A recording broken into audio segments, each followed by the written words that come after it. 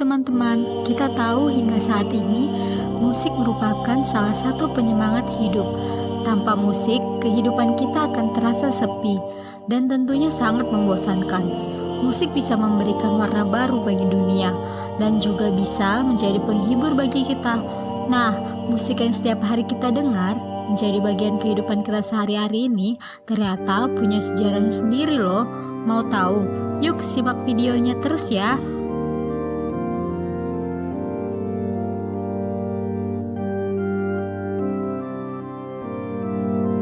Sejarah musik dunia dimulai dari abad kedua dan ketiga sebelum Masehi. Sebenarnya musik sudah ada sejak zaman purbakala. Perubahan sejarah musik terjadi pada abad pertengahan, dikarenakan ada perubahan keadaan dunia yang semakin meningkat. Abad pertengahan adalah zaman antara berakhirnya kerajaan Romawi pada abad 470 Masehi sampai zaman reformasi oleh Martin Luther 1572 Masehi. Perkembangan musik pada zaman ini disebabkan perubahan keadaan dunia yang semakin meningkat. Perubahan dalam sejarah musik adalah bahwa musik tidak lagi dititik beratkan pada kepentingan keagamaan, tetapi juga untuk kepentingan urusan duniawi. Nah, musik pada abad pertengahan ini bermula pada abad 375 sampai 1400, yaitu pada gereja Roma Katolik di Eropa Barat. Musik ini digunakan pada ibadah pertama di katedral dan biara. Biasa dinyanyikan oleh para biarawan dan biarawati. Musik gereja abad pertengahan ini biasa disebut dengan musik Gregorian yang bersifat monofon. Musik monofon ini ialah suatu jenis musik yang terdiri dari satu suara saja, tanpa ada iringan apapun juga. Istilah musik Gregorian ini baru dipakai oleh Sri Paus Leo pada abad 847 sampai 885 dalam suatu surat kepada pemimpin biara, yaitu Abbas Honoratus, yang menyebutkan Carmen Gregorianum, yaitu nyanyian Gregorian. Nyanyian ini sebenarnya sudah ada sebelum Paus Gregorian meninggal pada tahun 604 dan dipengaruhi secara khusus oleh Paus tersebut.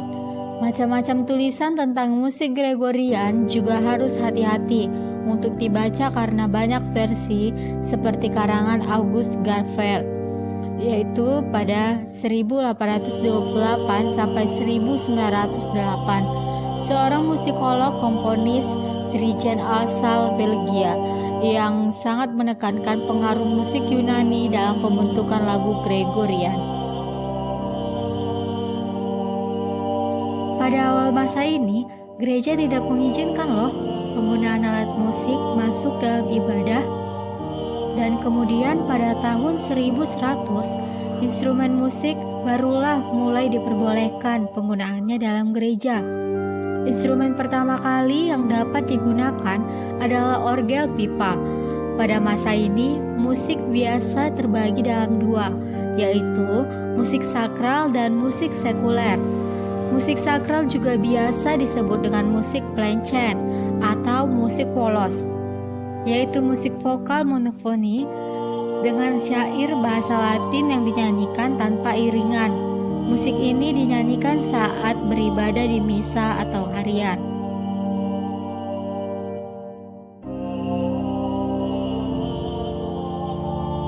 Oh iya, teman-teman harus tahu loh, pada abad pertengahan ini memiliki 3 masa perkembangan. Yang pertama pada masa awal, di tahun 375 sampai 900. Dan kedua pada masa tengah, di tahun 900 sampai 1200. Yang ketiga pada masa akhir, di tahun 1200 sampai 1400.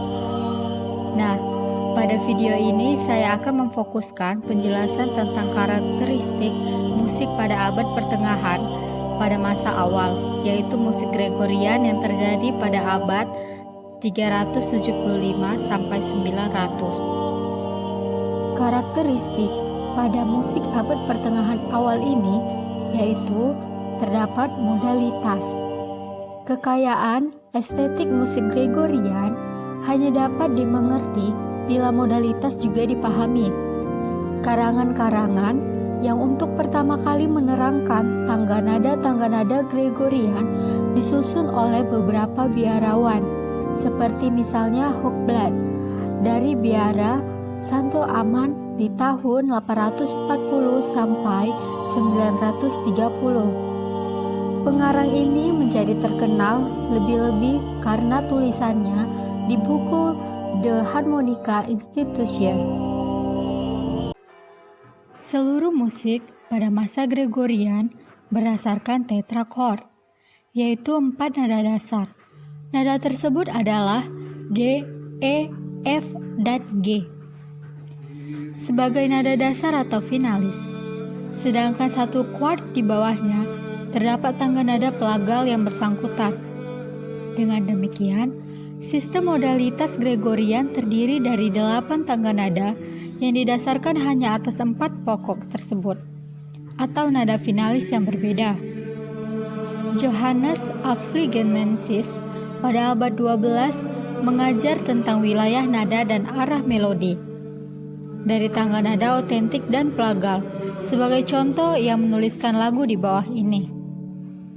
Pada nada finalis dan nada dominan, satu abad kemudian, yaitu abad ke-10, teori modalitas Gregorian masih dilengkapi dengan teori tentang nada dominan, yang berarti nada yang menguasai seluruh modus, karena sifatnya sebagai pusat terhadap seluruh gerakan melodi Gregorian.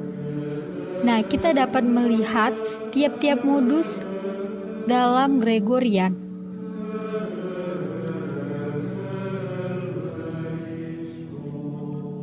Hexachord. Pada tahun 1050, Guido dari Arezzo, seorang teoretikus di Italia, menciptakan suatu metode untuk menghafal nada. Hexachord ini merupakan suatu deretan dari 6 nada berturut-turut dengan setengah nada di tengah-tengah. Untuk menghafal ke-6 nada ini, sehingga maka tiap nada dalam hexachord diberi satu suku kata sebagai nama. Lagu Doris nampaknya berasal dari Guido. Dalam nyanyiannya ini, berturut-turut potongan-potongan terlihat mulai dengan suku kata ud, do, re, mi, fa, sol, la. Abad 16, solmisasi hexachord ciptaan Guido dari Arezzo ditinjau kembali dan dilengkapi sampai oktav dengan suku kata do, re, mi, fa, sol, la, ti, do. Terdapat perbedaan antara birama dan irama. Metrum atau birama selalu menentukan lamanya suatu suku kata apakah bersifat panjang atau pendek. Sedangkan yang dimaksud oleh para ahli bahasa dengan irama ialah aliran kalimat sastra seperti nampaknya pada ucapan kalimat dalam deklamasi. Justru disinilah terletak perbedaan antara musik Gregorian dan musik biasa. Pada musik Gregorian, prinsip birama yang tetap tidak ada. Namun, musik Gregorian merupakan musik vokal dan lahir sebagai cetusan arti kata Latin. Gregorian dimengerti dengan baik, perlu lebih dahulu dibicarakan perbedaan antara irama perkusi dan irama nyanyi. Kemudian menyusullah suatu uraian tentang aksen pada bahasa Latin. Terdapat perbedaan antara irama perkusi dan irama nyanyi. Dinamika alat-alat perkusi pada umumnya seolah-olah statis, artinya keras lembutnya sama. Tidak demikian halnya dengan alat-alat yang bukan perkusi. Nah, suara manusia benar-benar tidak termasuk golongan alat-alat perkusi, melainkan sederajat dengan golongan alat-alat tiup sehingga kadang-kadang dibandingkan dengan alat-alat yang disebut aerofon yang berlidah ganda, seperti misalnya hobo. Bukankah seringkali musik Gregorian disebut suatu doa yang dinyanyikan? Ternyata suasana doa lebih mudah diciptakan dengan gaya menyanyi legato, daripada dengan gaya menyanyi di mana suara manusia dipakai sebagai alat perkusi dengan staccato.